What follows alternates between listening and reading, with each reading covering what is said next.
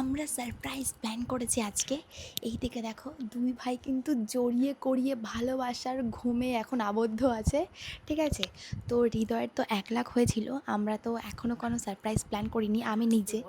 ও হ্যাঁ, ওরা খুব শেয়ানা, ঠিক আছে, আসতে বলছি। তো আমি এখনও ওকে কোনো সারপ্রাইজ দিইনি, কোনো কেক কাটিংও করাইনি। আমার ইচ্ছা ছিল যে সবাই মিলে এক জায়গায় বসে সেলিব্রেট করব।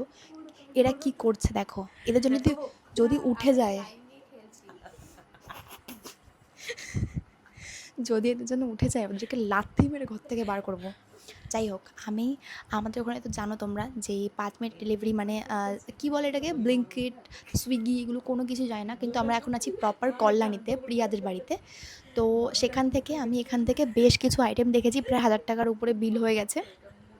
কেকও আছে এর মধ্যে, আর বাকি সবার ইচ্ছা মতন খাবার অর্ডার করেছে।